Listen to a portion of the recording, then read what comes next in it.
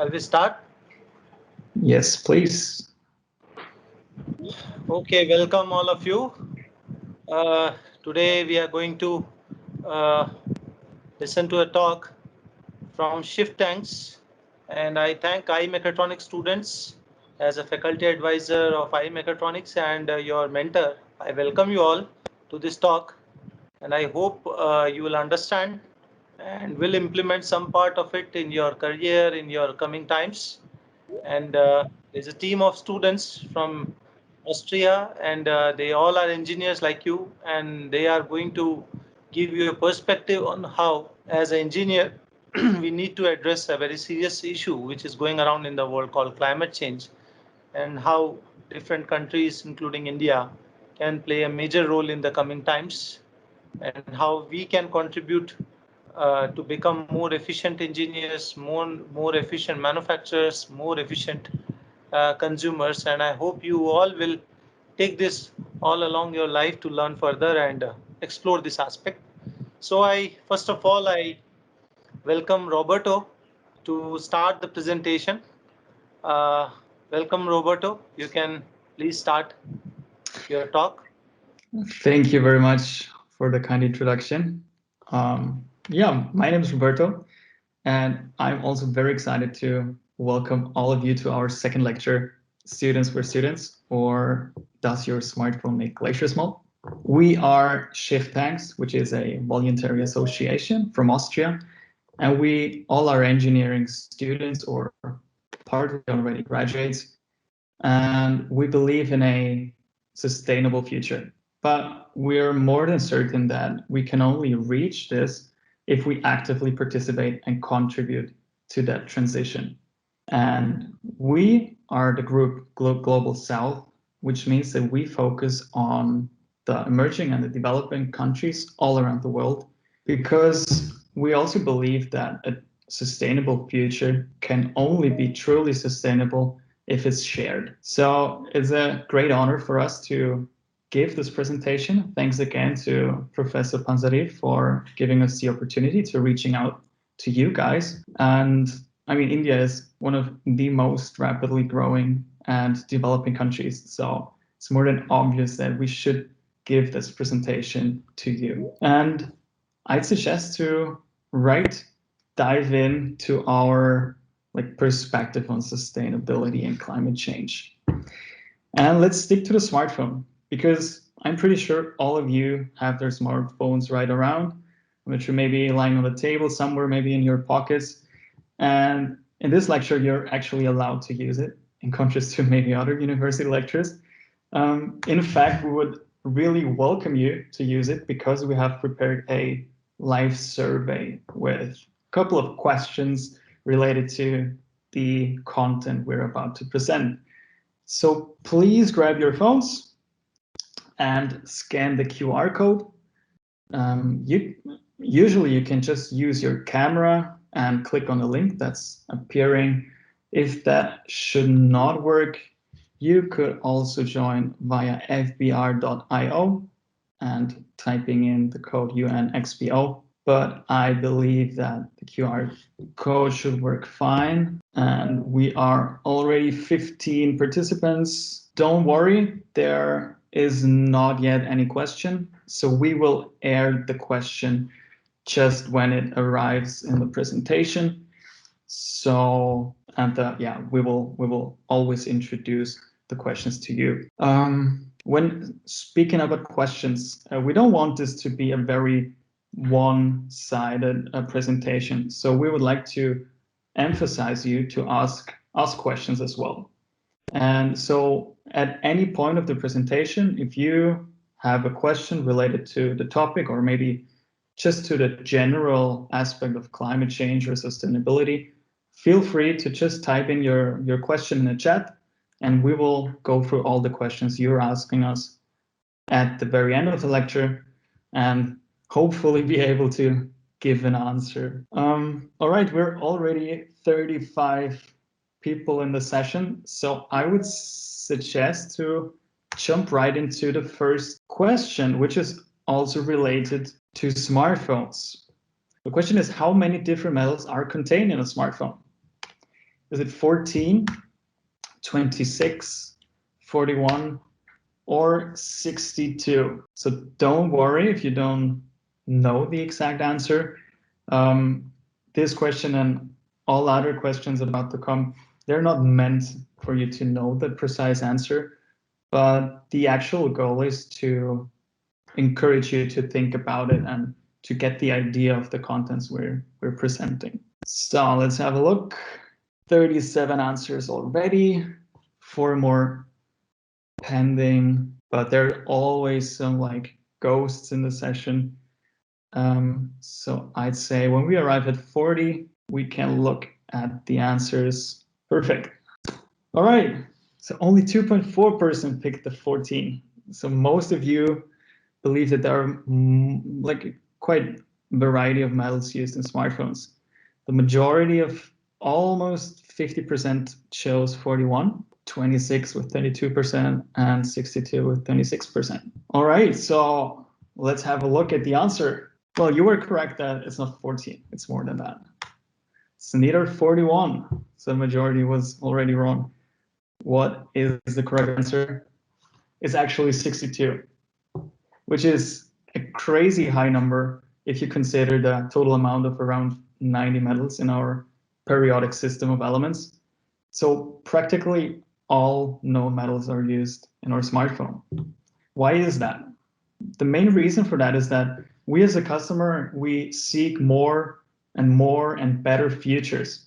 And these features can only be fulfilled by the unique properties of high technology metals. This, of course, comes with an environmental costs because all these metals are distributed along the whole globe. Like there's not a tree that grows in India where all these metals grow on top. Unfortunately not. Neither there is such a tree in Austria. In fact, all these metals are won in mines distributed all over the world. For example, dysprosium, a rare earth element, is primarily sourced in China, and this is used for the production of very strong magnets, which make your phone vibrate when you get calls. When we look at the battery, there is lithium. This is primarily sourced in Chile in South America, which is already quite far from India. And if we look at capacitors to store information or energy, they contain tantalum, which is almost exclusively mined in the Democratic Republic of Congo. So it's not just the fact that they are distributed all around the globe is concerning, but they are also present in their oxidic, in their sulfidic, or any other component, which means they need to be won out of the ore and the concentrates by the application of very energy and very carbon intensive processes. So it is obvious that the fact that they are coming from all over the world and their production is very intensive, that there is a certain cost to the environment and that it is not necessarily beneficial to our planet and ecosystem. However, it's not that obvious how big that impact is. And to answer that question, I'm very happy to pass the word to David, who's going to talk about measuring climate change and sustainability. Thank you. Yeah, thank you, Roberto, for your quick introduction. And yeah, well, we will stick with that topic and talk a bit about our smartphones, because Roberto started the talk with the, well, kind of provocative question. Does your smartphone, does my smartphone, does our smartphones make glaciers melt? And if we want to get even close to answering that question, we have to think about, well, how could we measure something like that? How can we measure our impacts, the impacts of our products, the impacts of our behavior on our surrounding, as on, for example, on glaciers? And therefore, it's important to understand how things interact and how climate change is working, but also which other threats there are to our surrounding and our planet. And therefore, a group of scientists from Sweden defined the concept of the so-called planetary boundaries. They defined 9 different planetary boundaries such as land system change, freshwater use, and so on. And they said, okay, in all those categories, we have a safe operating space for humanity. This is highlighted by the green area. And as long as we stay in those inner circle, we can assume that we are kind of safe, that we are not posing a threat to our surrounding. As soon as we are getting over the first threshold, we're getting into an area of uncertainty. As you can see, we're already in that area for quite some of those boundaries. And if we even go further, we get in a zone of uncertainty, of very high risk, where we cannot control the outcome of our actions to the planetary system anymore, and where we just don't know what will happen. And as you can see in some areas, such as biosphere integrity, we have already crossed that threshold, and we are in a zone where there's unthinkable consequences nearing, and where we are in a very dangerous position. And as you can see, one of those planetary boundaries is also climate change. We are there in the middle zone, so to say. And well, we need for each of these planetary boundaries, we need a certain value so that we can say, yeah, when we're crossing that value, we are here. And for example, for climate change, it's the atmospheric CO2 concentration.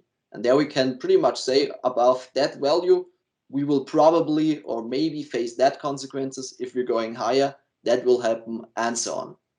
And therefore, we have a kind of a system where we could measure our. And when we're talking now again at the smartphone, it's important to look at the different steps of its life cycle, because as you probably know, the smartphone does not just appear in the shop or in your house or whatever way you're consuming it, but we have to look at all the different steps of its life cycle. That starts at the very beginning, like Roberto already pointed out, with the acquisition of our resources.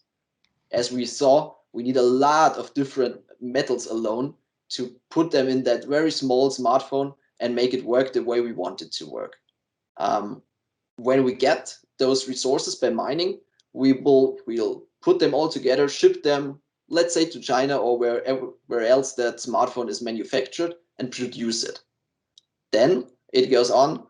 Those produced smartphones has to be distributed to customers all over the world, like you in India or to me here sitting in Austria right now. And only then we get to the part where we as customers are directly involved, the part of using the device. How long do we use it? Are we maybe able to repair it if something gets broken, or are we just throwing it away? Are we maybe able to reuse it? So is there a market for used smartphones? And so on and so on. And only then we get to the end of life of the smartphone. And again, there are several pathways that are possible. Are we just throwing them away and putting them in a landfill and say, well, they're away now, we start at the beginning again? Or are we able to recycle them, to recover some of the materials that are inside? And maybe can therefore go again back to the production without having to mine all those different metals again. And all of those different aspects of the life cycle have an input on our surrounding. And therefore we can define some so-called footprints when we look at different categories of our planetary boundaries. For example, if we are looking at land system change, we can define an ecological footprint, meaning how much land is getting used that wasn't used before, that was nature before, by all those processes involved, especially by mining, but also with landfilling and so on. We can also, when we are looking at climate change, define a carbon footprint of all that actions. How much CO2 gets emitted by resource acquisition, production, distribution, and so on and so on.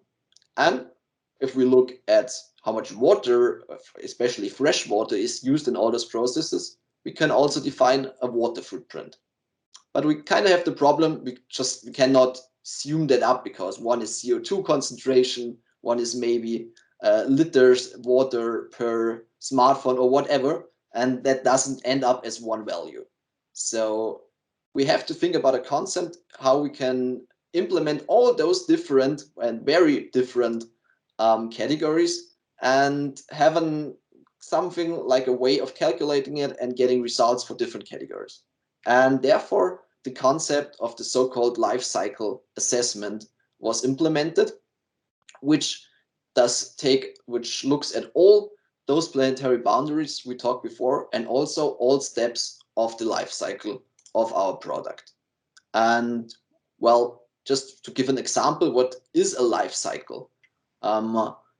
There's it's not really a definition, but a nice sentence to describe it, which says, life cycle assessment helps understand, quantify, and reduce environmental impacts of products, services, according to international standards, so that we can compare it.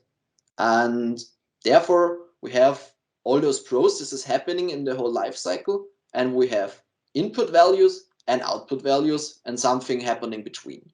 And therefore, we make an input-output analysis. We're looking at what goes into all those processes. Well, as we saw, a lot of materials, especially metals, a lot of energy is used. We're using water and maybe some other parts. Then we have all those processes in the life cycle, like the mining and so on, as we talked before. And at the end, we have outputs. That's the product, the smartphone, maybe some co-products that are possible to produce as well in that processes. And we have stuff occurring that we don't want primarily, such as solid waste, emissions into the air, and so on and so on. And when we're looking at all those steps that occur within the using of our smartphone, we can then calculate how big is the influence on a lot of different categories, and to guess somehow or get a value for the environmental impact. And if we look at that for an actual smartphone, a calculation that was done for that purpose, we can see that there are a lot of different categories that will occur now. We will not go through them in detail, but you can see there are a lot of different values and there's a lot to think about. But what is important here and what I want to show you is the parts that are gray and black and green. So those are the effects that happen by the acquisition of the raw materials and the production of the smartphone. And in nearly all of those categories, nearly all of the environmental impact is happening before you're even getting your smartphone, because the usage which is calculated here with 3 years, which is probably a good estimation, is having there is an impact, but it's not too big. And well, therefore, I could say, you could say, we all could say, well, not our fault, we're out of the equation. It's all those bad guys doing the mining and the production. Well, if we are engineers, then it's a bit our fault. But the consumer can say, not me. But obviously that's a bit too easy, because, for example, how long we are using our smartphone has a huge impact. If we are maybe using it for 5 years and not just for 3 years, or buying one that was already used, we can avoid all of that impact that is happening in raw materials in production just because we don't need so many smartphones. And it's kind of interesting to look how much waste actually gets produced in that processes. And that's where we can go back to Feedbacker. So the QR code is again there, but all of those who are already linked in should see the question. And my question to you is, what do you think? How much waste just from mining is produced per kilogram of smartphone waste? So if you have 1 kilogram of smartphones that are now waste because they're not used anymore, how much kilogram of waste from mining did occur for that 1 kilogram smartphones? And the possible answers are around 1.9 kilogram, around 19 kilogram, 190, or 1,900. Well, or a bit less. And so, yeah, feel free to vote. And while you do that, just a friendly reminder or an information for those who maybe just joined. If you have any questions to us regarding topics we are talking about, feel free to share them in the chat. We will collect them and do our best to answer them at the end of the talk. So let's take a look. We already have over 30 answers. We'll maybe wait again about 10-20 seconds. So it's not important to guess the correct one or something like that, just what you think seems reasonable. Let's see if we make it to 40 again. And I think we can show the result. So let's see. Okay, so there is just a few people going for 1.89 kilograms, so just a bit more than double the actual smartphone weight.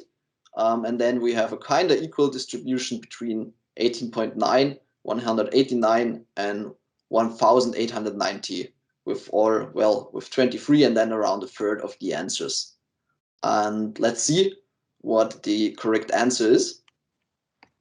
It's actually 189 kilogram just waste of mining that occurs for 1 kilogram of smartphone. So that material that is not used because when we are looking for the raw materials, the metals itself, and so on and so on. And that's not the only waste that occurs, because if we are manufacturing it, we also have a certain amount of waste, and that's again around 21 kilograms. So if you sum that up, you see that 1 kilogram of smartphone waste has already produced a lot of waste, and without you really recognizing it, it's more out of sight, but it's a big impact. And so, but why are we talking about that? Why are we trying to measure our influences on the environment? Why are we talking about climate change, and so on and so on? The reason is we are facing very critical threats to our lifestyle, to our environment. And when we talk about climate change, it's important to understand its mechanism a bit. And therefore, I just want to do a quick talk about some of the physics behind it. Probably a lot of that might be already known for you, but maybe there are some new informations that are interesting. And when we look at climate change, it's interesting to look at the energy balance of the Earth. We have a certain amount of energy getting to the Earth and a certain amount of energy leaving the Earth. And very simple said, if there's more energy entering than leaving, we'll see global warming. And that's happening right now, but the question is why? There are three important aspects in that energy budget that can change or could change over time. We have a certain amount of energy incoming from the sun. That's a value that can change over time. So the solar activity is not stable. The distance between the Earth and the sun can change over time. But right now, the incoming energy from the sun is pretty much the same like it was before. So that's not really a reason to see a global warming. Well, that incoming radiation then, a part of it is getting reflected by clouds, atmosphere, or the surface, and the rest of it gets absorbed by the surface. The amount of reflected energy can also change.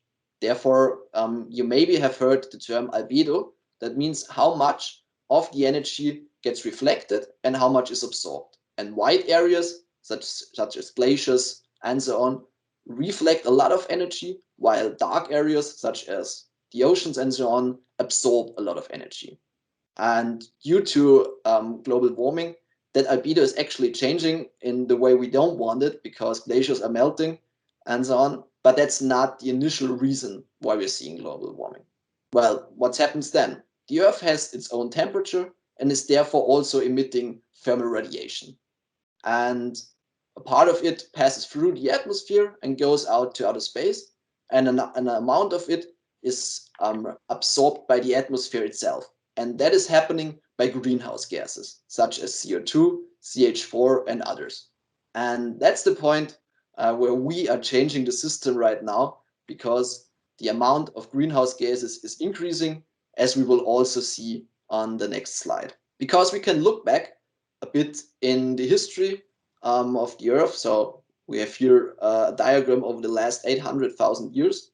We have the temperature in the red, and in the blue we have the CO2 concentration. And what can we see?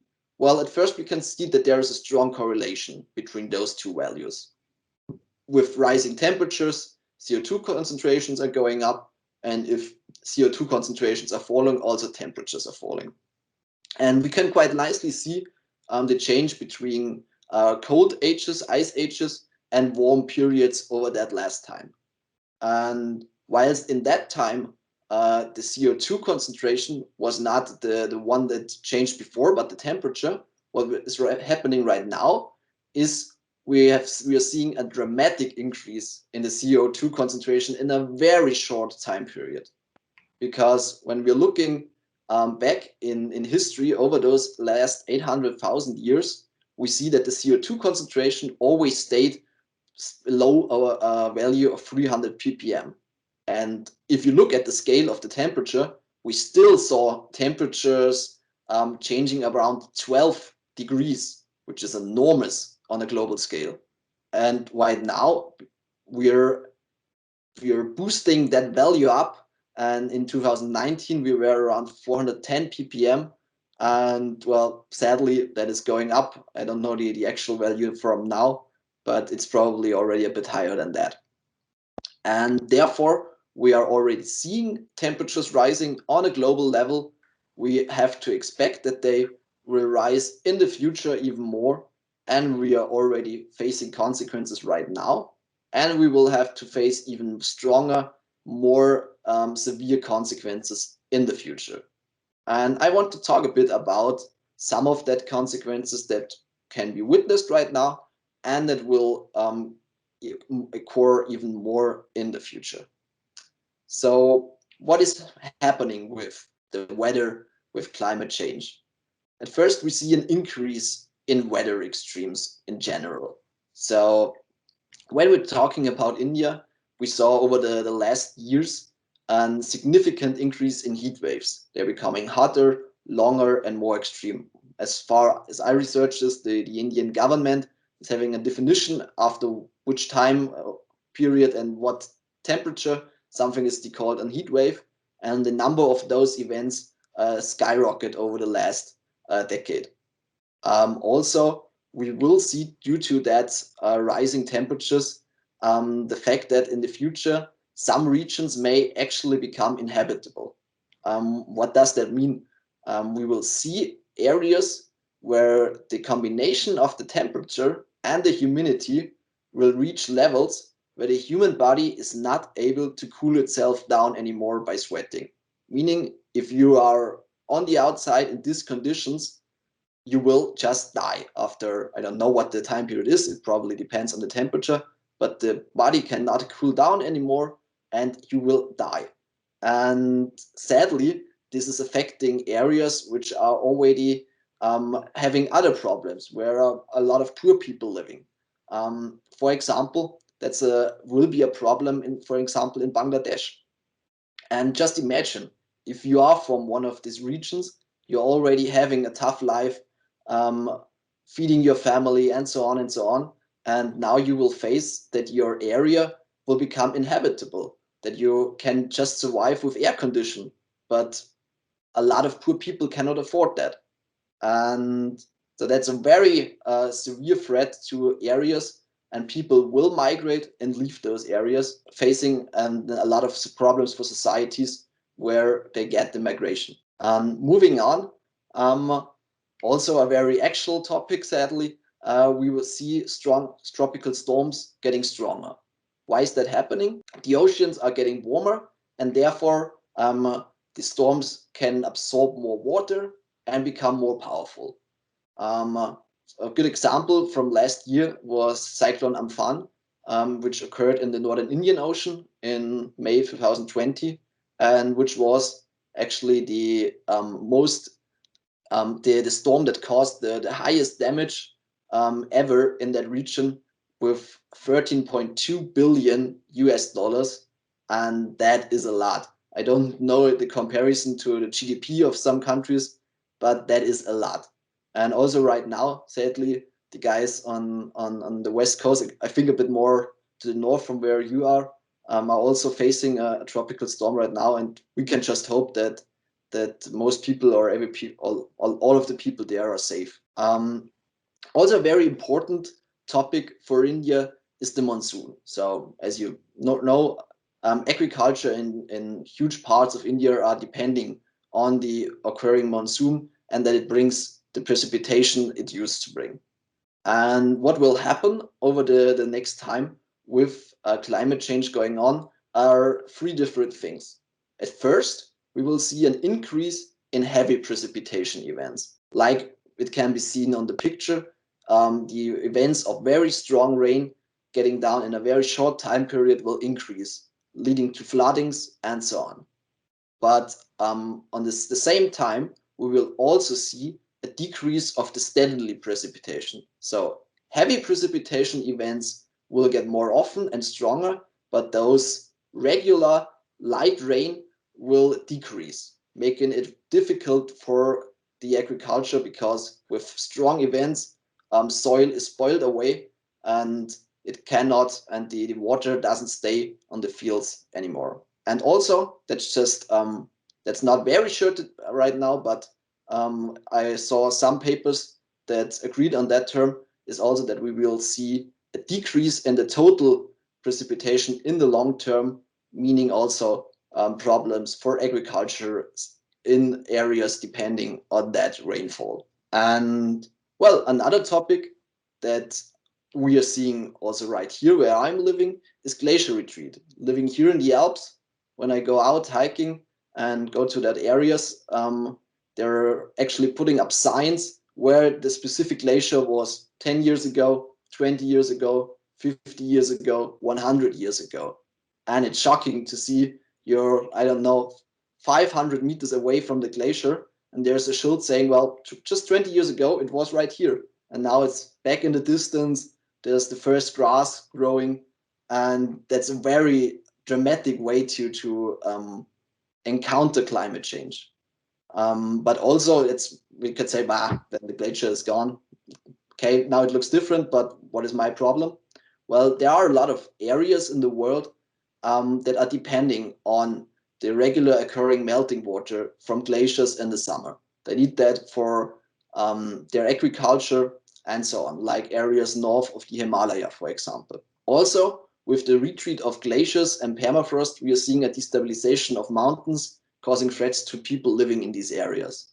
And also, as we sadly witnessed this February in Uttarakhand, there's also the danger of floodings, as you probably all heard on the national television and so on, and it was even reported here in Europe. And going on to not the last one that I want to talk about, but definitely not the least one, is the melting of the ice shields in the Antarctic and especially in Greenland.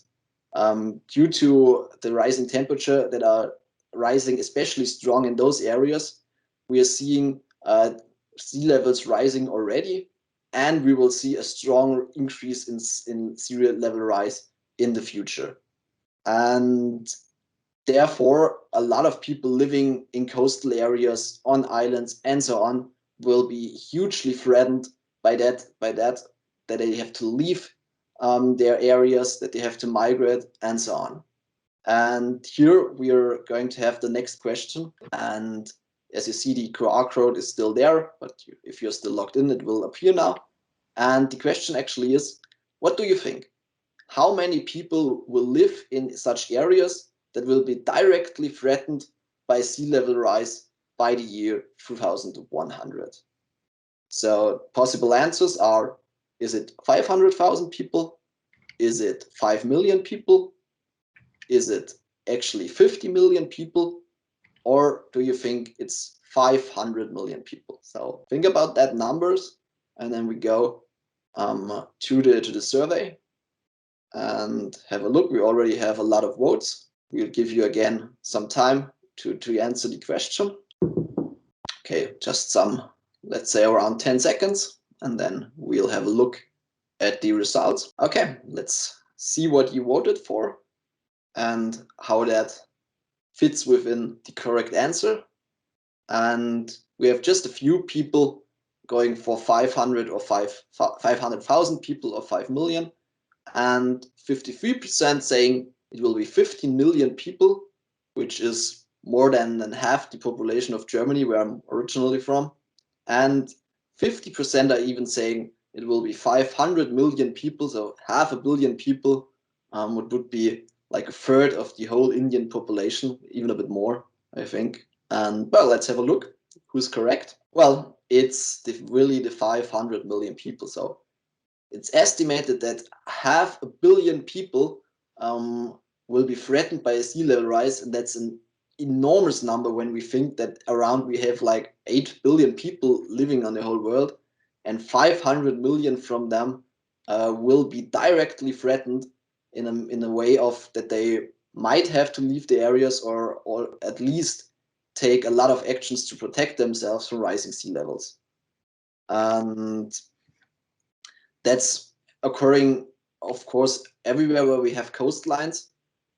Talking about India, there are, just to give two examples, we have with Kolkata and Mumbai, two major cities directly on the coastline, who are already facing problems because they're sinking due to their own weight. And they're already thinking about, well, could we maybe pull up walls against the ocean and so on and so on. But as you can imagine, that will cost a lot, and also it's not clear where we can do it, where we can do that, and so on. And if we think in a global scale, if, for example, about some islands in the Pacific, where the highest point is like 2 or 3 meters above sea level, those are areas where people will have to leave their whole home, their island. So there are people growing up now that know, well, I will not be able to tell my children or grandchildren that they will be able to live here, and they will have to migrate to places not familiar to them. And I think that's really showing how dramatic that is and what impacts are really occurring. Therefore, it's a bit it's important to think about what can we do to make those consequences to prevent some of them, or to make them not as dramatic as they might become if we don't take action. And also it's important to talk about how we want to develop over the next time. And they have a good term that is also naming a name of my part of the presentation is the term sustainability. What does that mean? Sustainability first originated from the German word Nachhaltigkeit, which was first used, I think, like 200 years ago in a book for forestry, and they used it in the term of, well, don't harvest more from a forest than the forest can regrow on its own, so that future generations, other people, will also be able to generate goods from it, and it will still be there in the same way. And over the time, that phrase also got translated to English, saying sustainability. And with all our behavior having huge impact on our surrounding, it became a more and more important talking point. And the most important definition probably was done by the UN World Commission on the Environment and Development, saying sustainable development is development that meets the needs of the present without compromising the ability of future generations to meet their own needs. And now it's interesting to think, okay, well, what are the needs of the present? What are my needs, your needs? And what will be the needs of future generations, of my children that I don't have yet, but maybe will have someday, or your children? And there we have to look at different aspects. At first, we have to look at the planet itself. Of course, we want it to be existing in a stable form just for itself, but of course also for us, because what does it? It provides us food, fresh water, fresh air, and we need that to stay that way. And also we as people, we as society have certain needs, like living in peace, like giving good education to our children, and so on and so on.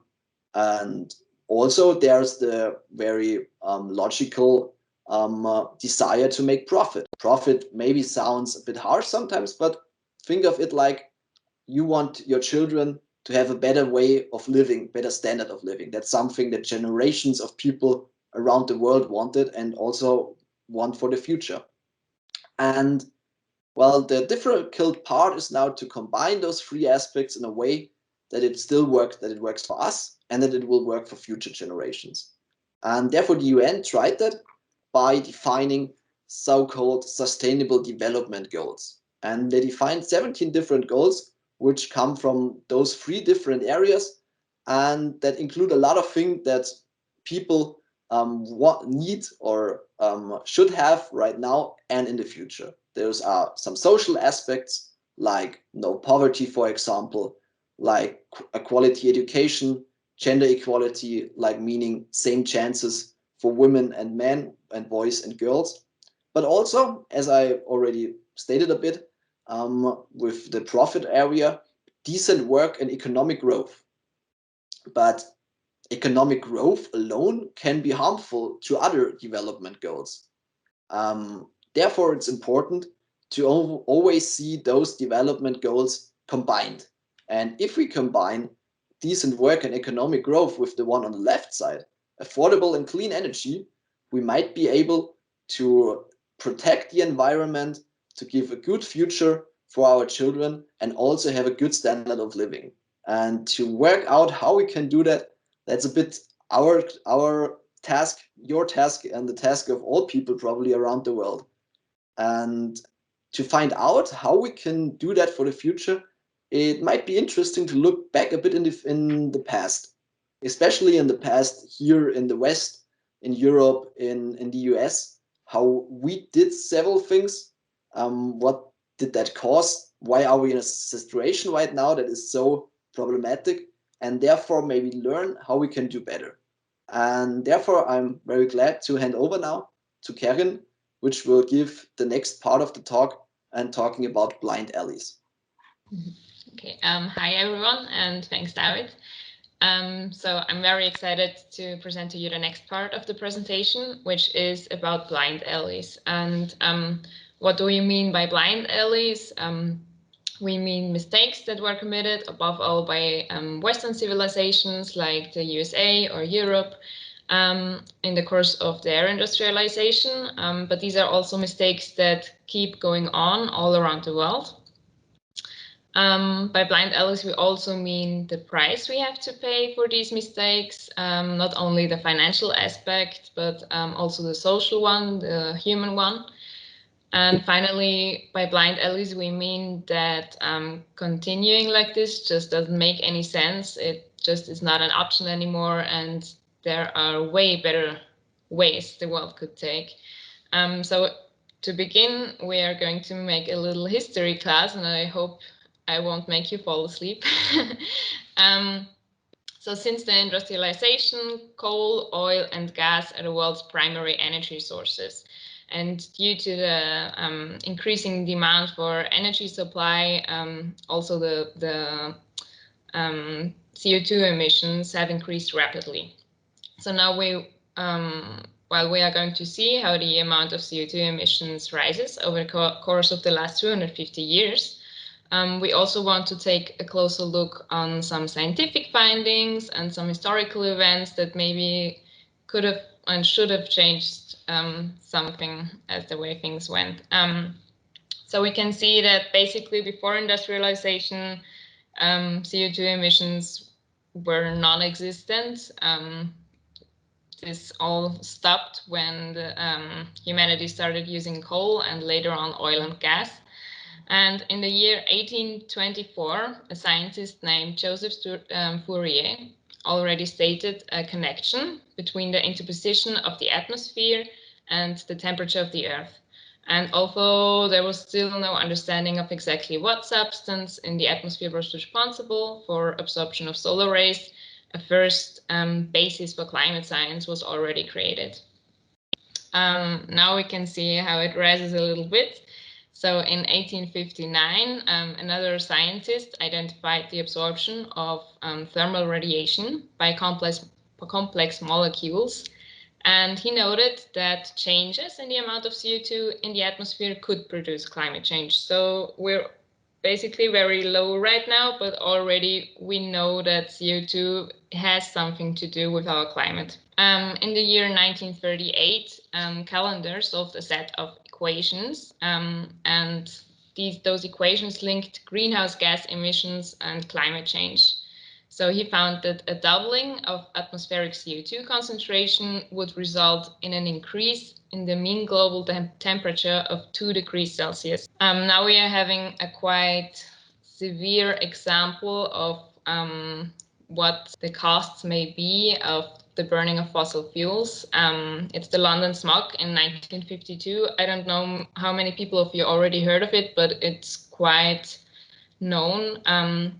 Within days, thousands of people died due to the heavily polluted, poisonous air that was covering London, caused by the burning of coal and high-pressure weather conditions that were like a lid put onto the city. So the poisonous atmosphere couldn't escape, and yeah, it was really, really hard. And although it is one of the best known examples for a smog catastrophe, it surely was not the only one. There are many more examples. There were cities in the USA, for example, that had the same issue going on. And in the 60s, I think, I don't remember it quite well. But with this many deaths, it never happened again. So while nowadays we normally do not experience such severe disasters, air pollution, as we will see later on, still is a major health issue. So let's go on in our curve. In 1958, Charles David Keeling starts measuring the atmospheric CO2 concentration with very high accuracy. And he therefore documented the changing composition of the atmosphere, and he linked it irrevocably to the burning of fossil fuels. So as soon as 1958, we knew that by the burning of coal, of oil, of gas, we are having a major influence on the climate. But let's see how the curve goes on. In 1988, which is 30 years later, the Intergovernmental Panel on Climate Change published their first assessment report, which included a scientific assessment, potential impacts of climate change, and also some response strategies. So by this time, we had the scientific basis. We knew what climate change could do to us, and we had some solutions proposed, actually. But I think we all know how the curve goes on. So despite of all these rather early investigations, considering the Earth's atmosphere and climate and the major impacts that humans have on it, the CO2 emissions are still rising worldwide. So we haven't even reached our peak yet. And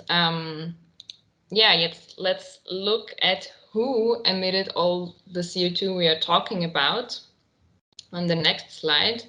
So here you can see some numbers, but you cannot see the countries that are linked to it, because that's another question for you. So we want to know which country is the #1 emitter of CO2 emissions. Is it, and yet you can get back into the feedbacker survey. So is it China? Is it Russia? Is it the United States? Or is it Germany?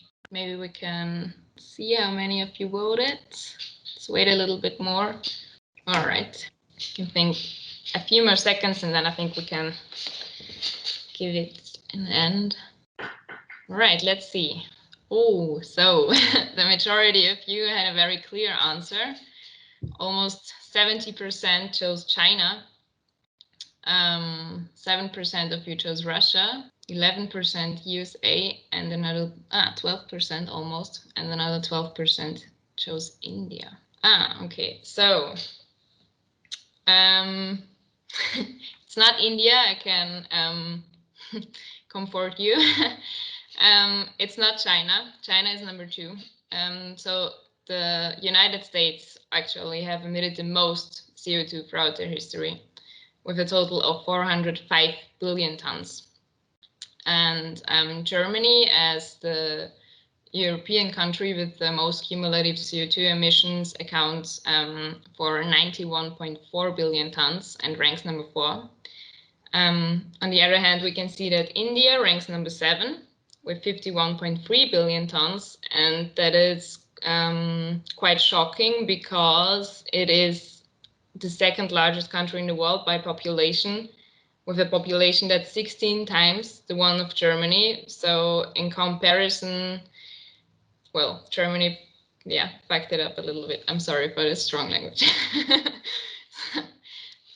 So you can see that the great majority of the worldwide CO2 emissions was caused by only a few countries. And these are countries that are now struggling with changing their energy supply. But before we talk about this, we want to discuss the price of climate change a little bit. So you already heard from David that climate change has serious consequences. Some of these are disasters, or increasing weather extremes, tropical storms, these kind of things. And while sometimes it is luring to think that these things might only happen in a distant future, the number of recorded natural disaster events tells us otherwise. In the last 4 decades, the frequency of natural disasters has increased almost threefold. And starting with the year 2000, over 1 million people already lost their lives due to natural disasters. And although they occur all around the globe, and they are income blind, the developing countries are usually hit harder by them. So, for example, from 1970 to 2008, 95% of the people who died because of natural disasters were living in developing countries. And estimations are that without adaptive measures, disaster damage will rise up to 314 billion US dollars per year, which is equivalent to 0.4% of the global GDP. So as we learned from the example of the London smog before, the burning of fossil fuels can cause major health issues as well. So now we're going to talk a little bit about the health costs. In the year 2019 alone, 6.8 million premature deaths occurred due to air and other ambient pollution. And sadly, this includes 116,000 infants in India alone. This in turn means that bad air quality leads to more deaths annually than malnutrition, smoking, high blood pressure, or alcohol. And apart from lost lives, the study also states that the total lost economic value from climate altering pollutants is roughly 1.9 trillion US dollars. It's like a number I can't even imagine anymore. Other aspects would be increasing number of dangerously hot days that David already talked about, or the changing patterns of transmission of vector-borne diseases like the dengue fever that can change for the worse.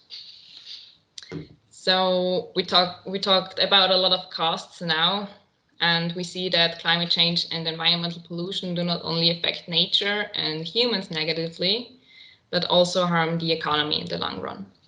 And the economic costs of climate change are usually called costs of inaction or social costs of carbon. And these costs are weighed against the cost for the prevention or reduction measures of climate change and environmental pollution. These costs can emerge due to multiple reasons. We already heard some examples, like the increase of natural disasters or heat waves, and also decreasing harvests due to vegetation changes. And studies found that the true cost of greenhouse gas emissions is at least 50 US dollars per ton CO2, which adds up to 2.5 trillion US dollars per year, calculating with 15 billion tons of CO2 equivalent per year where we are right now. This is 2.8% of the whole world's GDP. It's crazy. So here's where we have another question for you. India actually has the highest social cost of carbon of all countries. Now we want to know, so how much do you think does climate change cost you, so every single Indian citizen per year? Is it 116 rupees? Is it 1,160 rupees? Is it 11,600 rupees? or is it even 116,000 rupees? So now you can get back into the feedback questionnaire and choose your answer. Maybe some guesses more, and then, all right, let's see how you voted. Okay, so more than half of you chose 11,658 rupees. I think only 2.6% chose 116 rupees. That would be very cheap. And I would be happy for you if it was that cheap. 18% of you chose 116,000, and a quarter of you chose 1,160 rupees. So let's see what's the right answer. The majority of you was right. It's 11,650 rupees per citizen per year. So that's what climate change costs every single one of you. And if you go back to the last slide, for India has the highest social cost of carbon of all countries with $86 per ton CO2. And it's the yearly costs of the CO2 emissions are estimated to be up to $210 billion per year, which is 8% of India's GDP. And India will be therefore the second most economically harmed country by climate change after the United States. But what are our alternatives to fossil fuels? So how do we provide the ever-increasing need for energy? This is where the topic renewable energy sources comes up. Renewable energy, or often referred to as clean energy, comes from natural sources or processes that are constantly replenished. Like, for example, the sun keeps shining or the wind will keep blowing, even if their availability depends on time and weather. And while renewable energy is often thought of as a new technology, it actually has been used for quite a long time. So we're starting with solar power. When it comes to solar power, we have two different systems, the concentrating solar power one and the photovoltaic one. Concentrating solar power systems capture the sun's heat rays and to create mechanical power by vaporizing the water, which then drives a motor. That's the same principle as a steam engine or turbine. They have been around for a long time, so the first utility scale solar technology is from as long ago as 1883. And in 1930, there was an American engineer and inventor named Frank Schumann that commissioned the first large-scale solar power generator in Egypt. And actually, this power station was more cost-effective than a similarly sized coal-based plant. But however, despite its success and very ambitious plans to power the whole world by solar power using the area of the Sahara Desert, the First World War intervened and the topic kind of disappeared. The other technology, which we all know, is the silicon PV cell. It was invented in 1954. It's the world's first device that converts light into electrical power by the photovoltaic effect. And in the beginning, the invention allows man to harness enough energy to run some electrical equipment, but through new researches and more usage of it, the price of solar cells was lowered significantly, which allowed it to be used on a larger scale like nowadays. So the next renewable energy source we're talking about is hydropower. Over the centuries, the well-known water wheel evolved into a hydraulic turbine that generates electricity. And hydroelectric power has been one of our oldest and largest sources of low-carbon energy. So thanks to the invention of the Francis turbine in 1849, hydroelectric generation at scale dates back more than a century and is still our largest renewable source. Another quite old energy source is wind energy. Windmills were used for a long time, mostly to mill grain and pump water. And the first electricity generating windmill was built in 1887, but they mainly had use at farms or other smaller customers. And it was not until 1980 that the world's first wind farm with 20 turbines was opened for a larger use. So a less known energy source is geothermal energy. These systems capture underground reservoirs of steam or hot water to generate electricity. And it's also quite an old system. So back in 1892, the first geothermal district heating system was already created in the United States. So nowadays, it's like here in Austria, we mainly rely on fossil fuels to heat our homes, but actually it's quite a good option by geothermal energy if it's available. So the last one we're talking about is bioenergy. It's a type of renewable energy derived from biomass, so from plant-based materials. Simplest form is wood, which has been used since the Paleolithic age for heating and cooking.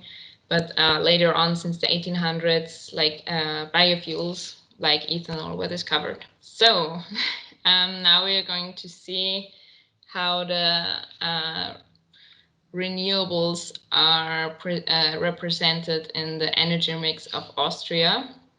As the need for substituting fossil fuels grows, so does the use of renewables.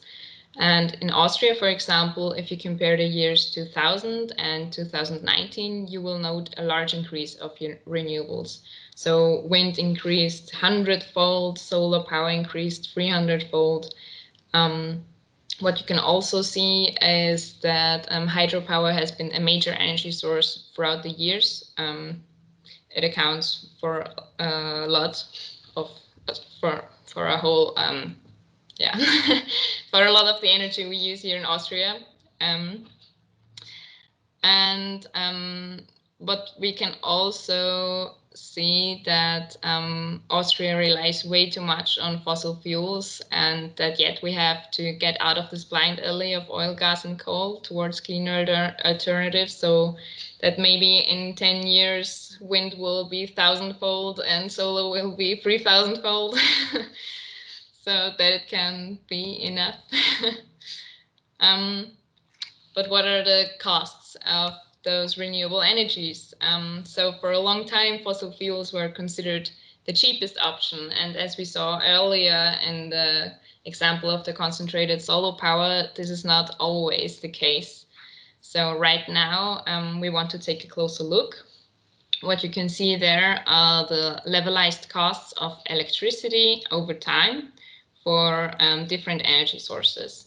And the levelized cost of electricity, or LCOE, is calculated as the sum of costs over a lifetime divided by the sum of energy produced over a lifetime.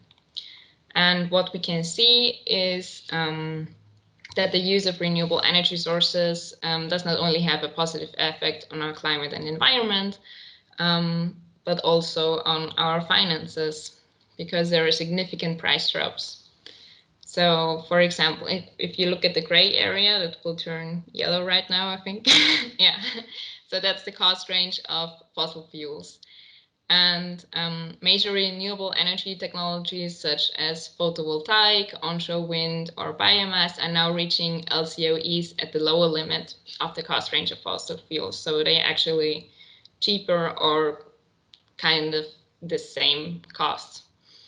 And what's for me the most impressive example is photovoltaics.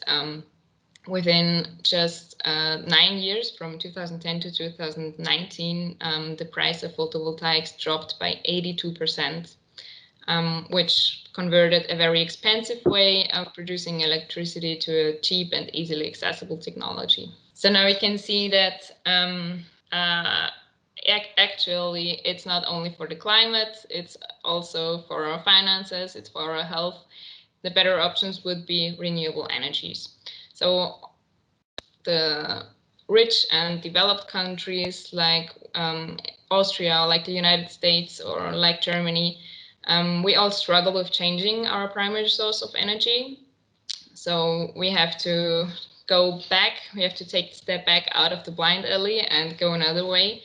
But developing and emerging countries are yet to choose their own path. So as the majority of people live in such countries, the way that they choose will significantly determine future climate. And Moritz will tell you more about it, about India's and your own personal impact on our global transition. But first, I just want to make a quick reminder that if you have any questions, that you can just write them in the chat and that we will answer them at the end, or try to answer them at the end of our presentation. Thanks. So thank you, Karen. We have now arrived in the third part of the presentation, the personal impact each and every one of you has, as well as why the Indian country is in such a great position to make a positive impact on climate change. Now, in order to look at the future of climate change, we can't predict that for certain. There are a number of scenarios, some positive, some a bit more negative, and which one of those scenarios will become the future depends heavily on our behavior. As you can see from the graph on the right side, we have already experienced an increase of 1 degree Celsius in comparison to the pre-industrial era, which means before the Industrial Revolution, which started in Britain. The red graph is the less optimistic scenario, which happens if we take no action at all, just continue living the way we're living right now. However, if we take action towards sustainability with the right technical innovation, it is possible to have a so-called low emission scenario, which would result in an increase of only 1.5 degrees Celsius until the year 2100, which would not be as harmful to humanity. Now, to predict how the CO2 emissions per capita in India will behave in the future, it is a good idea to look at the, sorry. Now, looking at the per capita CO2 emissions in the past, you can see that the emissions of the USA and the EU are already declining, but are still very high compared to China and India. Like you can see, China's emissions have already risen dramatically, which is part of the explosive economic growth in the last 20 to 30 years China has experienced. Part of that rise is also due to the shift of the manufacturing from Europe and the United States to China. India is still a developing economy that could see a significantly dramatic increase in per capita emissions as China, if no action is taken for a more sustainable economic growth. And for economic growth, we have some estimates until the year 2050. And right now, China is the dominant economic power in the world, followed by the US and the EU, with India being the fourth largest economy in the world. For the year 2050, we have prepared another survey for you. So we want you to predict how the world economies will be ranked by GDP in the year 2050. And the first scenario we have prepared is that the US takes back the top spot from China, while India overtakes the EU. The second scenario is India both overtaking the US and the EU, becoming the second largest economy in the world. And the third scenario is India just overtaking the EU, leaving China and the United States in the top spot. If you are not in the feedback anymore, you can rejoin via the QR code. So I'd say we wait a couple of minutes until we reach 35. Okay, so let's look at the correct result in the presentation.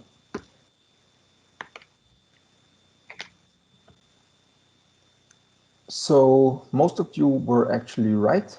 India is going to be the second largest economy in the world with 15% of the world's GDP. This means economic growth similarly explosive to the one we have already seen in China. And while this is obviously a great thing for the Indian population, it also places great responsibility on the Indian citizens in order to try to have that economic growth as sustainably as possible. And the Indian government has already set some goals in order to achieve that. The first goal was joining the Paris Agreement. And as part of that, they set goals until 2030, sourcing 40% of their electricity from non-fossil fuels, as well as reducing the CO2 intensity of their GDP by 33 to 35%. In addition to that, they have already put in place the National Electricity Plan, where they are projected to source 57% of their electricity by non-fossil fuels until 2026. So this is even more ambitious than the Paris goal they've put in place. As you can see on the right side, the majority of energy in India right now is generated by coal, followed by natural gas. Hydropower is also a big factor at the moment, but in the future, India set the goal to on two different sources of energy, namely PV and wind energy. So India plans to get 350 gigawatts of solar power until 2026. This is a really big number compared to the global installed PV capacity, which is just 568 gigawatts. The other part of their sustainable energy will be wind power, which will be 140 gigawatt compared to the 166 gigawatt at the moment. Okay, sorry. Do you see the presentation? Yes, I can see it now. Okay, I can see sorry. it now. There was a connection problem. So yes, those are very ambitious goals, and the reason India is able to set such ambitious goals is because of its geographic situation. India is located very closely to the equator, which results in very strong solar radiation. And India also has very long coastlines, and along the coast, wind is especially strong, resulting in more efficient wind power from every. And on the left side, you can see another prediction of the possible savings in India due to technical innovation. And here you can see that if India can make the right steps, the energy consumption is not, the CO2 emissions are not going to significantly increase in the future due to various savings. Now, all those PV plants, all those wind turbines are going to have to be built, which is going to generate a lot of jobs. And here we have another survey prepared for you. how many jobs do you think will be created worldwide by 2030? Is it 1 million, 2 million, 10 million, or 20 million jobs? You can join by photographing the QR code again.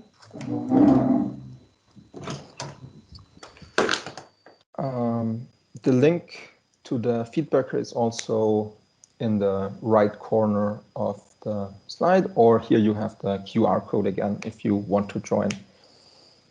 So yeah, I'd say let's look at the results. The majority of you have selected 10 million, with about half of you. 20 million is the second largest group, followed by 2 million and 1 million. Now let's look at the right result. So the majority was wrong here. 20 million jobs are going to be created by the shift to sustainable and renewable energy. We also found another paper to that, and here you can see that by the shift there are also going to be a decrease in the traditional energy businesses, namely the fossil fuel energy, while on the other hand, obviously, jobs in renewable and nuclear power are going to be created. About 3.5 million jobs are going to be created by 2030. And in the short term, 1.4 million professionals are going to be needed in the renewable energy business. The jobs created are not going to be everything that's in it, because as you can see on the picture to the right, for every job created in solar power, 3 indirect jobs are going to be created. So the impact of the shift in the employment market is going to be significantly larger than these predictions. And so now, thank you for your attention. If you have any questions, I invite you to just post them in the chat. And I would like to hand over now to my colleague, Teresa. Yes, thank you very much. Hello, everybody, also from my side. My name is Teresa, and I'm going to present to you the last issue we want to raise in our presentation, which is about the impact of individuals on the environment. And here it is important to say that every person on this planet can positively influence the environment. And when we think of the facts that all my colleagues were talking about before, during the whole presentation, which are influencing the environment in a positive way, it can be done, for example, by reusing a phone, or by using a phone maybe longer than only 2 years. It can be done by reducing plastic in our everyday life and reducing waste, or also by consciously buying things which are produced sustainably. And many people have actually already chosen to act in order to fight climate change and environmental pollution in their private life. And there are also people around the world, and also in India, who have dedicated their career or parts of their career to sustainability and to spread the message how important it is to protect the nature, and therefore also to protect the people who live in endangered areas due to climate change. And for that, I want to present to you now a few Indian individuals who all have built up a business which in its own way has a positive impact to protect the environment and to care about the natural resources that we are left with. They have all founded startups, except of one, which create innovative ways of dealing with issues of waste and pollution. And to begin with, the Circle of Indian Individuals, I would like to present to you Prerna Prasad. I hope I pronounced the names right. I try my best. Prerna Prasad is the founder and the CEO of Ecoplor. And she believes that change can only come when ordinary people are involved into it. And by example, for choosing to make holidays in an eco-friendly hotel. And that's exactly why she founded Ecoplor. Ecoplor is a platform for eco hotels. So they only promote eco stays that have at least 33% green area and that are made of non-concrete building materials such as mud, stone, wood, or any locally available material. And the goal with it is to increase the demand for ecotourism. Ecoplor has already won a few awards in the past, and the first is the Smart 50. It means that they are selected to be part of this Smart 50 cooperation, which means that they are one of the top 50 solutions to transform India. The head organization behind this is Calcutta Innovation Park. They also received the Climate Launchpad, which is an European Union's initiative to find best businesses ideas to combat climate change. It has also won the Gold Award by Indian Responsible Tourism Awards 2019. This is the highest award in India given in the field of responsible tourism. And they also, Ecoplor and Prerna Prasad, received a grant from the government of India after being selected for a fellowship by the WEE Foundation, which means Women Entrepreneurship and Empowerment. And the founder herself, Prerna Prasad, was also selected for a fellowship at the Women Get Funded program by a Silicon Valley-based investor. So that's the first of 6 people I wanted to present to you. The second person in this circle is Saha Mansoor. She's the founder of Bare Necessities, and this is a zero-waste company. The reason why she built up this business was because she felt so overwhelmed by India's trash problem. So now Saha Mansoor herself lives a zero-waste lifestyle in Bangalore. And in 2.5 years, she has produced only 0.5 kilogram of waste, which is like almost nothing.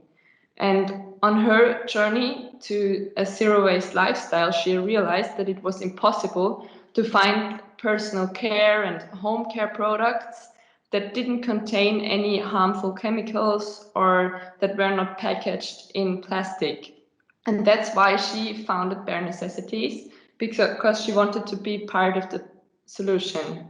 So first of all, Bare Necessities produce zero-waste products. So their products are powered by natural bare Indian ingredients, and they are also handcrafted in India. And by working with local farmers and vendors from the area, they also provide ethical and innovative solutions that benefits consumers and also the society. And secondly, as you can already see, they host educational workshops. So on their website, they offer online courses about sustainability education. So you can see the link here if you're interested. They think that education is one of the key components in becoming aware of all what is happening around us. And because it is sometimes hard to fully understand the complexity of environmental problems which are happening around us. So that's why in their courses, they break down this big and sometimes very overwhelming concept of sustainability into small pieces so that everybody can be a part of the solution. And that's why also for the third part, they conduct sustainability consulting services. And with that, they seek to change the narrative on waste in India and demonstrate that any individual can positively impact their community through also inspiring others to reduce waste and to think consciously about their impact on the world. She herself is a University of Cambridge alumna with a background in environmental planning, policy and law. And before she founded her startup, she worked at the World Health Organization in Geneva and worked also at the Salco Foundation on decentralized energy policy. Yeah, so they also managed to receive a few meaningful recognitions, like for example, they are named in the top 10 list of forces of nature in India, and Google named it also as India's Inspiring Indian of the Year, and it was also recognized as one of the top 5 handcrafted Indian brands. So in the next slide, I present to you Nerya Balisetti. She is the founder of Sutraka Creations, and they also want to conserve the environment, and they do it because of the invention of products that are made of woven paper. So they only use all discarded newspapers and all kinds of paper waste for their products. And they not only do this, but they also provide a source of livelihood for many women. And so it promotes sustainable livelihood combined with environmental conservation. She also published her paper on innovative and eco-friendly ways to recycle paper and utilize it, and is a graduate in clothing and textiles from MSU Baroda, and has a postgraduate certificate to higher education from Nottingham Trent University in the UK. So the next few individuals in this circle of people work more in the engineering field. And for example, it is Arpit Thupa, and he, together with his colleague and friend Kushagra Srivastava, has founded Chakra Innovation.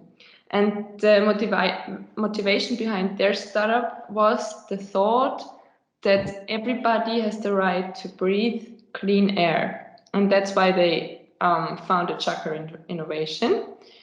And they created the first system to capture harmful emissions from diesel generators. And this innovative technology captures particulates and converts pollution into useful products like inks and paints. So the technology can capture over 90% of particulate emissions from the exhaust of the diesel, and does this right at the source without causing any negative impact on the diesel engine. So they are very proud that they create ink out of the waste and that they can call themselves a zero disposal company. And with a very special quote, as you can see here, they want to put forward a message to their clients of taking steps to reduce the impact of air pollution by printing with pollution. So the cup, you can see, it's printed with their ink. And in the future, they hope to scale up their technology to provide sustainable energy solutions in an even bigger scale. And he studied mechanical and automation engineering at Maharaya Agrasen Institute of Technology. So there are 3 more people in our circle. The next one is Dr. Medhatat Patrikar. She's the founder of Rudra Environmental Solutions. And for her, as plastic has become one of the largest pollutants on the planet, her goal was to find a technology to transform plastic into something useful. And after many trials and errors, they designed a system that could incinerate and pressurize plastic to turn it into a polyfuel.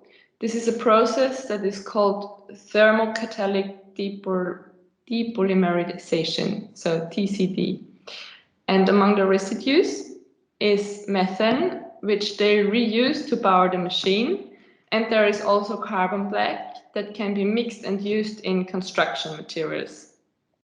And the long-term plan for them is to develop smaller decentralized machine units in order to use the fuel in an eco-friendly way. So she studied at the University of Pune and later went to the University of Nottingham and did a PhD at the University of Tilak Maharashtra Vidyapith. So now we come almost to the end of this individuals. Her name is Smita Singhal. She's also very inspiring because she founded the business Absolute Water. For her it was that she always smelled the stench of sewage water through her home's water pipelines during the monsoon, and that's why she decided to have the water treated and make it reusable and find a way to provide natural, chemical-free and drinkable water to Indian households. And together with her father, she adopted the technique of vermicomposting, which means a cultivation of worms to consume and decompose sewage waste. And this is the topmost layer of a biofilter that lets the water pass through different layers of wood and sand and carbon. So they are filtering the water in an eco-friendly manner. So you can see the worms on the left, and then you can see like how the water gets cleaner. And in final filtration stage, the water is passed through a very thin membrane, which is segregating contaminated water from clean drinkable water. So since 2016, when they started from Delhi, Absolute Water, they have already established itself in industrial and institutional areas. And she herself studied at Delhi University. So the last individual I want to present to you is Satya Nadella, and I assume that everybody of you knows who he is, as he studied at your university. Unlike the others, he is not famous for creating a startup, but for being the CEO of Microsoft, which is one of the biggest companies in the world. And as you can see, Microsoft numbers have developed and risen since Satya Nadella has overtaken the company as a CEO.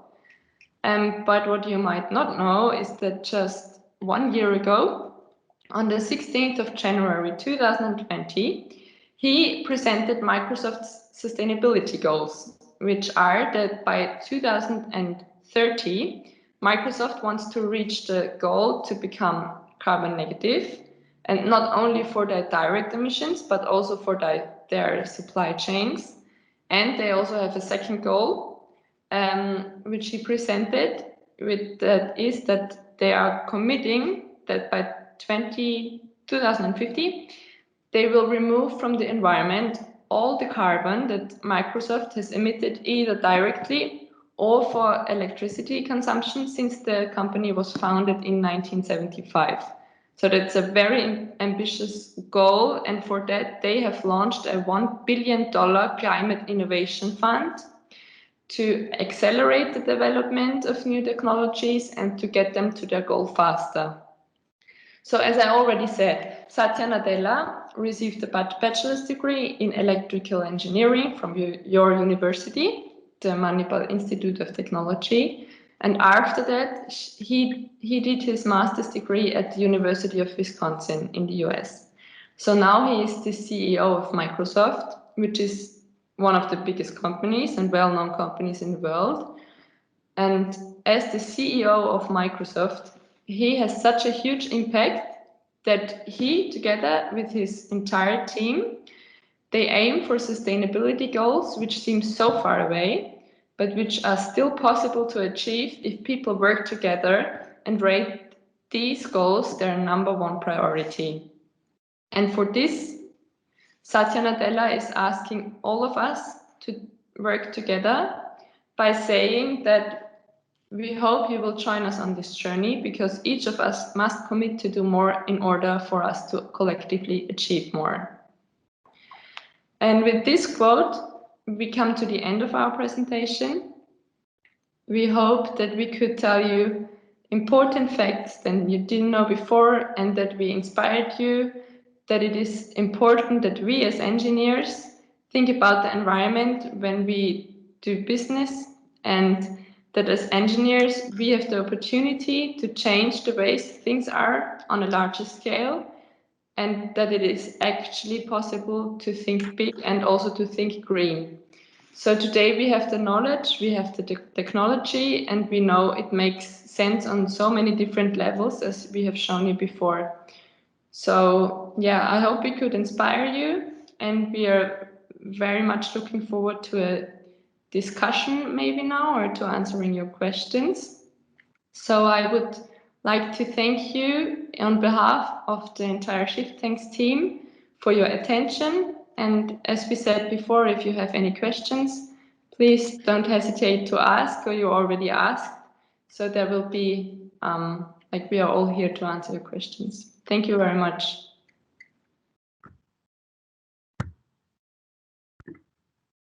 Yeah, thank you very much for listening to the whole lecture.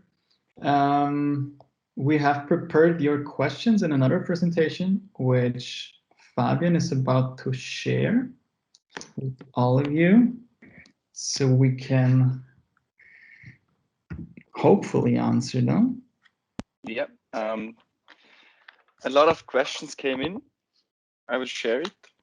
Maybe we can first clarify how much time is left for the questions. Like, do we have to be very short in our answers, or can we like talk freely?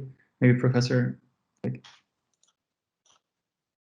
What we can do is people who ask the questions, they can be here. Up to 6 o'clock is our time slot. If it goes beyond, the people who want to leave, they can leave, and who want to continue with until we finish the questions, they can stick around with the presentation. Okay, because like if somebody's leaving earlier, we have already prepared a feedback form. So maybe I'll just put the link in the chat for those of you who need to leave earlier and cannot make it until the end. So it would be very, very nice if you could give us some feedback. Like I said, I will post it in the chat right now while Fabian can already present the first questions. Yeah, so the people who are leaving, before leaving, kindly fill the feedback form, and those who ask the question, they can just stay, and others also can stay, because some questions may take a little time and some may take a little bit longer, but this would be a great discussion, so it's up to you. So okay, Fabian can start now. Perfect. You can see the presentation? Yeah. Perfect. So the first question is to the group A, to chapter 1, measuring climate change and sustainability. And it's about the smartphone. What kind of mining waste are we talking about, which is produced during the mining? So when we're looking at those metals in special, they're not lying in the earth in its pure form. So when we're talking, for example, about gold, which is also used in smartphones, already starting with a concentration of 1 gram per ton of stone, it's already or it can be already economical to mine that. So, and the concentrations go up to around 30 grams and so on, depending where we are doing the mining.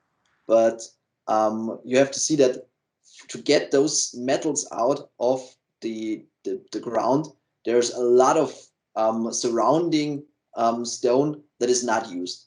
And that has to get deposed somewhere. And also we are, depending on the metal and the process, we're also using chemicals to dissolve those metals out of their surrounding, and therefore we have to treat that rest amount kind of certain, because there may be kind of dangerous chemicals in that, and that's the main source of waste that is happening through mining, because the metals itself are in very low concentrations and we need a lot of effort to get them out of their surrounding. Okay. Okay, is there any comment to that, or is the question answered? Perfect. Then I will go on to the second question. It's also about the smartphones. And the question is there more, less, or an equal amount of metals in cheap China-made smartphones comparing to a normal one? Well, honestly, I'm not a total expert on smartphones, so I cannot answer that with a high certainty. I would suggest if the smartphone has pretty much the same features and is working the same way, we can assume that the amount of metals that is used is kind of the same. It's more what it makes it cheap is probably more how are the people getting paid that are doing this, which quality we have in the manufacturing and so on.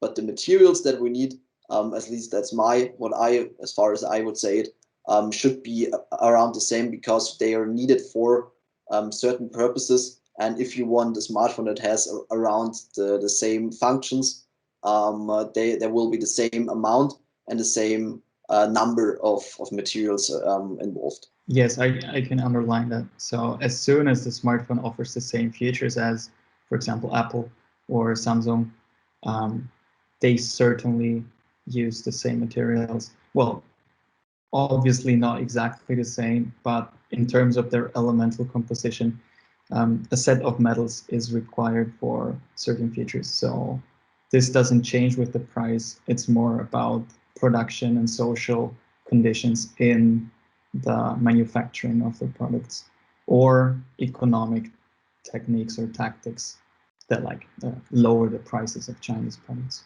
Okay, I think we can move on again. Thank you. Third question. It is also about smartphones or any product. If we buy a high quality product, will it have a lesser impact on the globe in the long run? In the long run, yes. If high quality means it can be used for a longer time and doesn't need to be changed, or you don't need to buy another product as soon. The direct impact of just purchasing it and so on will be the same, because a high quality product is also needs the same materials and so on, maybe more if it has certain features. But if it means you can use your smartphone or maybe also some other products that are having longer lifespans, longer than the one of the cheaper one, it will have a positive impact on the globe in the long term, because you might be able to use one product, and where if you would go for lower quality products, you have maybe 2, 3, 4, depending on which segment we are talking. But the point is that if a high quality product increases the lifespan of the product, it has a positive impact on the globe. Yes, I agree, but I just want to add one more point. The definition of high quality is not that precise, but some premium manufacturers already try to include the concept of sustainability as well as they can. For example, using recycled content in their smartphone components. For example, if you recycle the rare earth elements containing magnets, of course the impact will be lower than if you use primary source products. So that's also part, but it is not a prerequisite of high quality that they use recycling. If they advertise it and therefore the price rises, that will be a good investment for the planet, because recycling nowadays is still more expensive than primary products for most materials, but the environmental impact is lower. So you can maybe read up why the prices are higher, and if you find some aspects about recycled content, or maybe also returning campaigns where you can give your old devices which will be recycled, then probably the higher price is also worth on a planetary scale and on an environmental perspective. And just to give a very short personal story, I can tell my father purchased back in the 80s some speakers for the living room, and he looked for high quality and a very known producer and so on, and paid a lot of money. And these speakers are now still, they're around 40 years old or like 35 years old. They're still running high quality, and we have them at our home. And if you go maybe for a standard product or a low quality product, you might have to replace them after 5 or 10 years. And therefore, going for high quality, if you can afford it, or can have, if you're planning on using it in the long term, can have definitely have a positive impact. Okay, if there's no Perfect. further questions, nothing. that we can move on. Perfect, thank you. And the last question for chapter 1, how viable and far will carbon capture technologies go in solving the climate crisis? Yeah, that's a very interesting question, and a question we could probably talk for a whole talk about, or fill a lot of minutes. To make it very short, we don't know really yet, but we are hoping on it. So looking at major predictions, a lot of in those best case scenarios, they include the usage of carbon capture technology, and they will definitely be needed if we want to stay below 2 degrees of temperature increasing. And there are already technologies out there. I had the chance to see one in action in an internship, which worked and which directly captured carbon out of the atmosphere. But as far as I know, and correct me if I'm wrong, there are right now no really big, there's no big scale usage right now of carbon capture technologies due to the price and due to missing ways of using it. But it can play a major role, especially, for example, if we want to go away to capture carbon from the atmosphere and then use it as a green carbon to produce synthetic fuels that are not synthetic fossil fuels, so to say, to maybe produce diesel with carbon from the atmosphere and so on. And with the carbon capture and storage, it really depends on what the governments will allow and so on. So right now, as far as I know, it's not happening on a big scale, but it's certainly something to look out for. That would be my turn on that. But here, I'm again not total expert. So if someone has other information or a different view on that, just feel free to tell me that. Yeah, I can only underline that we must apply it. It's just a matter of time. And you mentioned two important parts. The first one is economic feasibility. Like, we need so much research which is done on that, but we lack in engineers who actually care about this topic. So if you have ideas about carbon capture and storage, please follow these ideas, because we will definitely need it. And the second point you mentioned, David, is the political issue. In Europe, or at least in Austria, politics are very critical about all forms of geoengineering, including the CCS. But if you look at the facts, we will not be able to pass that. We will have to implement it at some point, and the earlier we get into it, the better it is.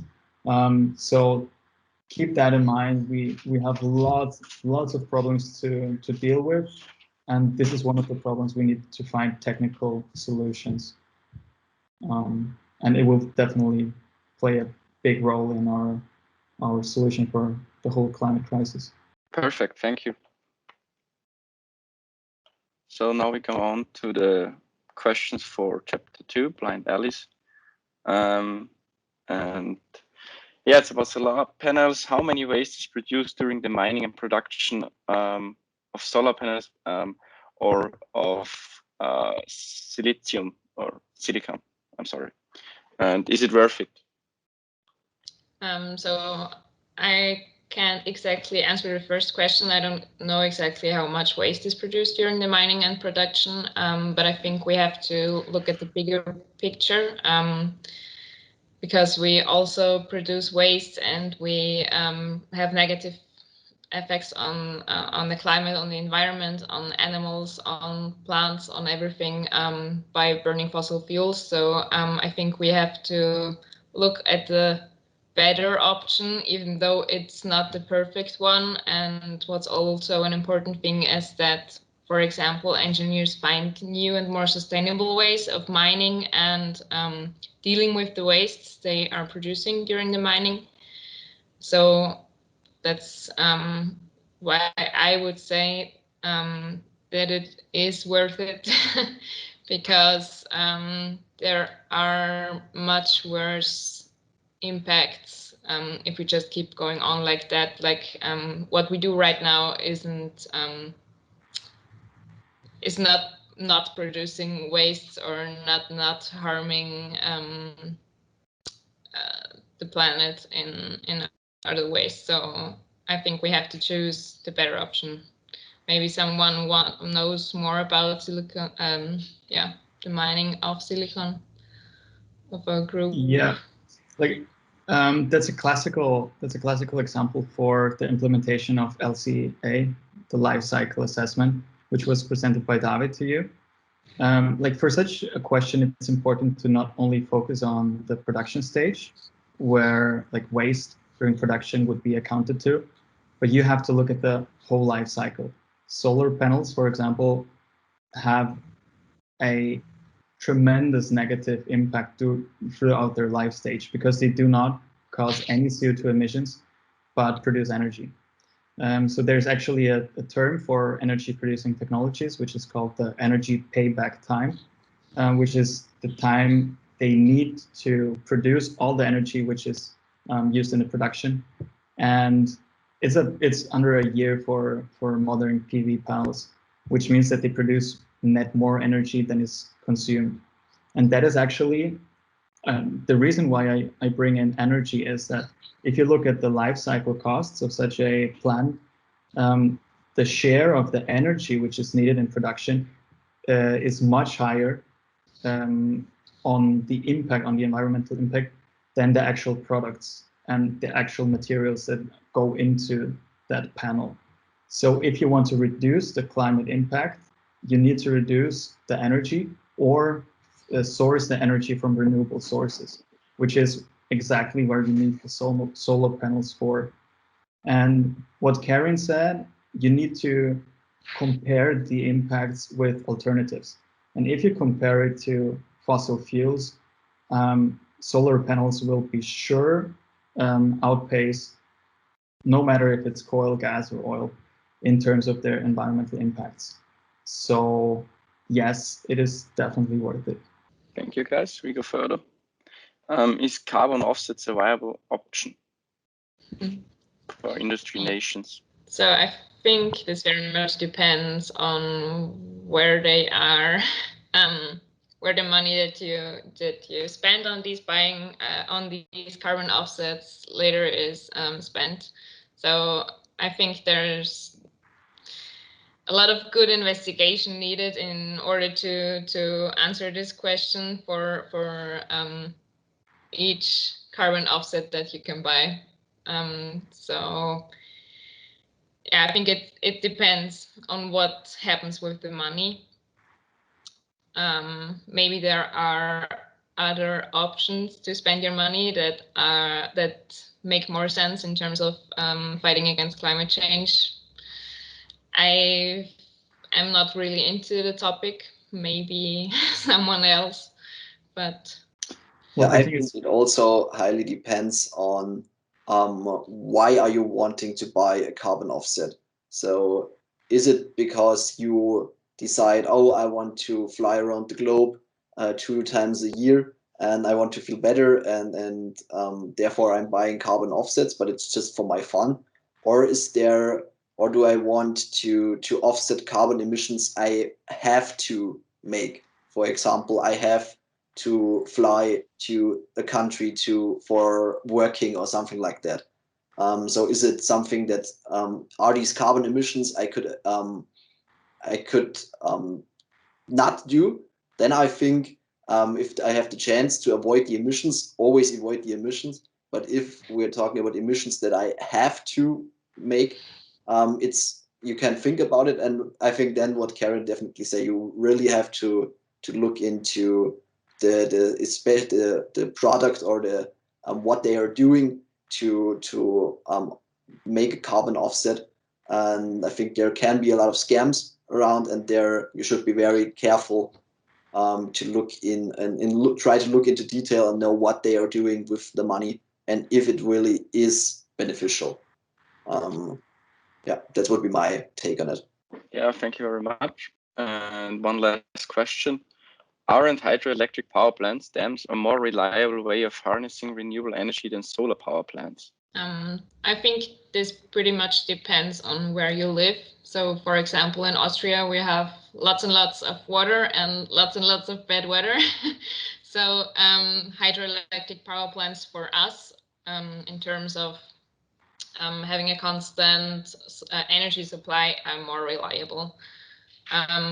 But it can be very different. Like in Spain, which isn't that far away from us, solar power plants might make more sense because they have like 300 days of sun in a year, but they don't have that much of water. So I think it very depends.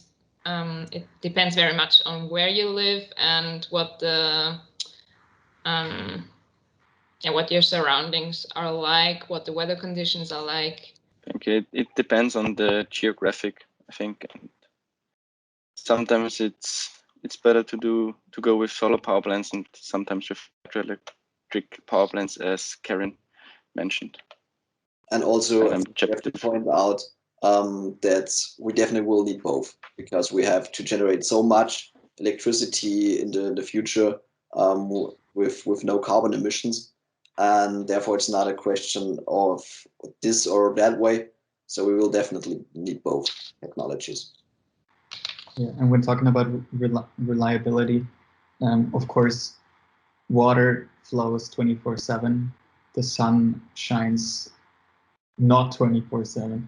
So just because of that fact, hydropower is more reliable, as long as there is no really sustainable form of storage.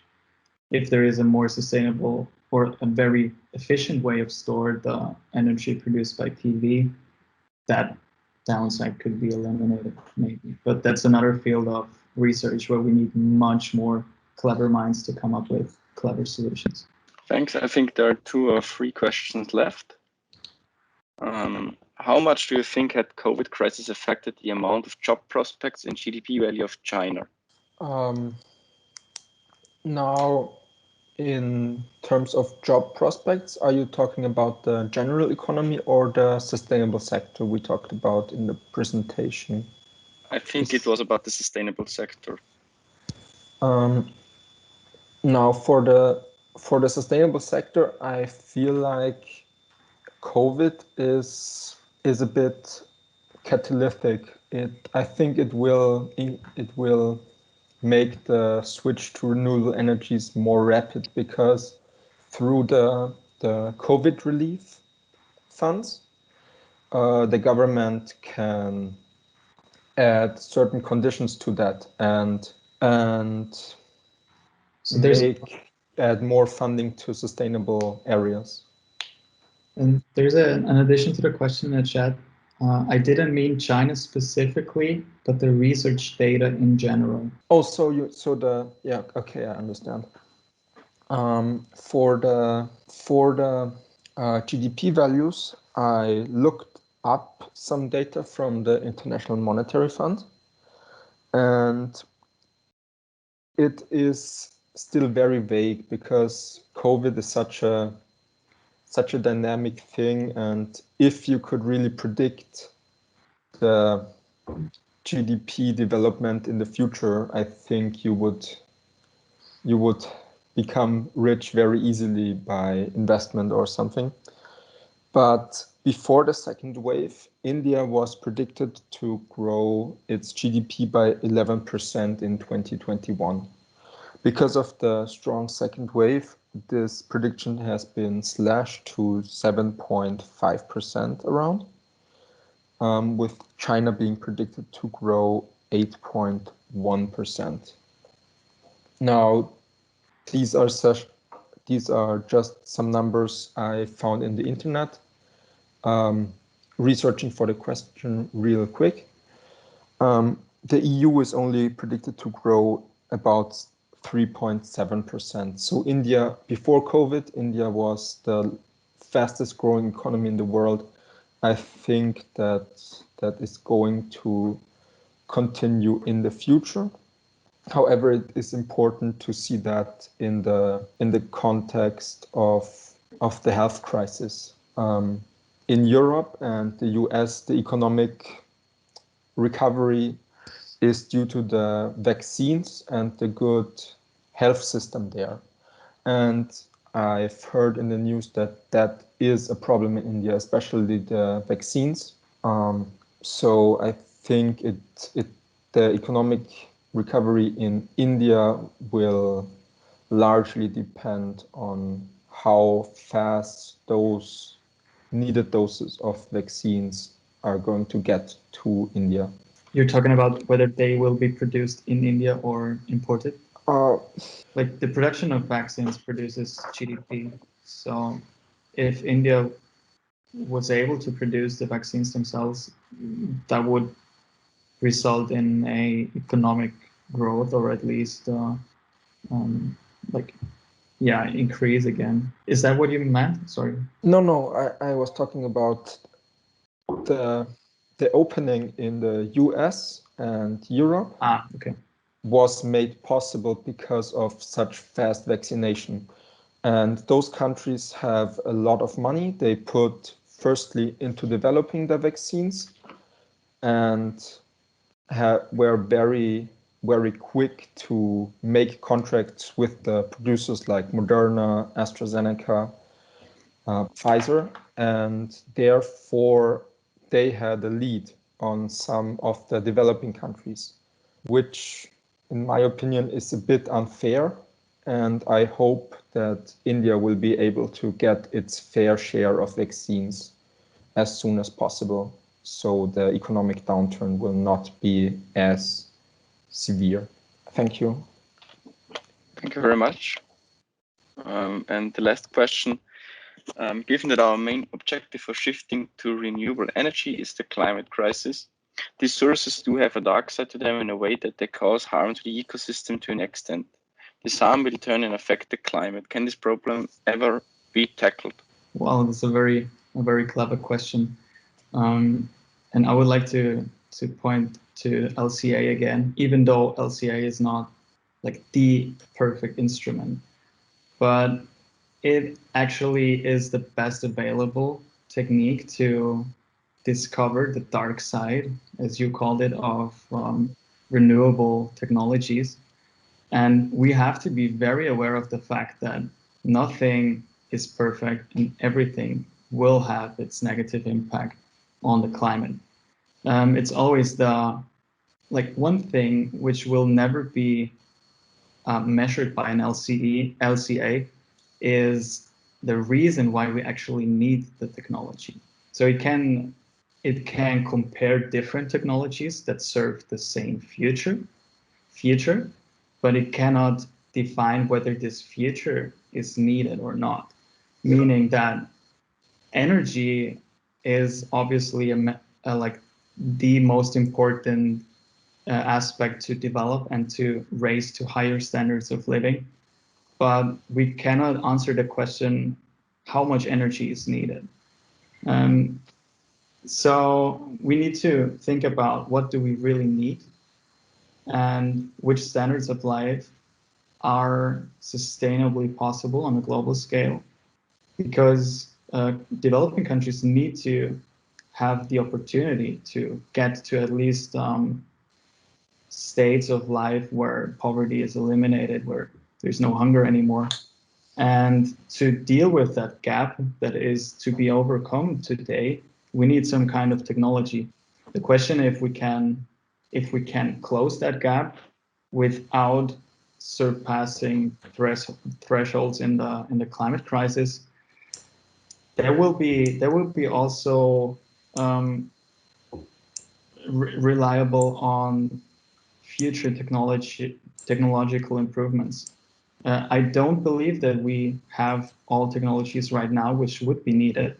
And I believe there is a great necessity of disruptive technologies in order to overcome this problem, which is also one of the main reasons we are talking to you guys today, because we need more people who are concerned with that issue and who actively try to contribute to it. Because if I needed to answer the question by today, I would say right now it can't be tackled. But I am optimistic that we will find solutions if enough people will contribute to solving the problem. But I mean, I'm curious about other opinions. Yeah, thank you very much for answering the questions. On our last slide, there we ask for your feedback. Please scan the QR code, and give us a feedback if it's possible, and that would be nice. Thank you very much. Yeah, thank you all of you. Thank you very much for the patience and the questions which you asked to all my students, and I hope they got your answers. Further, they can ask. We can have further discussions if they want in the class when we will have it. And thank you, ShiftTank teams, Roberto, Teresa, David, Karen, Fabian, all of you. I hope our students enjoyed it the way they were asking you the questions. So we are very happy. So from behalf of my students and my mechatronics, I thank you all once again. And I hope in future also some of our students will contact you and try to do something for sustainable future. Yes, thank you very much also from my side. We're actually working on new concepts, how we can implement your ideas and how to give you the opportunity to become active in the fight of climate change. As soon as we've come up with a concept, we will definitely contact and get in touch with you again. We all have your emails, and we would be very happy if this would not end with the end of the lecture, but will go on throughout your careers and your lives. And thank you very much once again. See you all. Thank you very much. Okay. See you all. Bye bye. Thank you so Bye. much. Have a good day. Take care, all of you.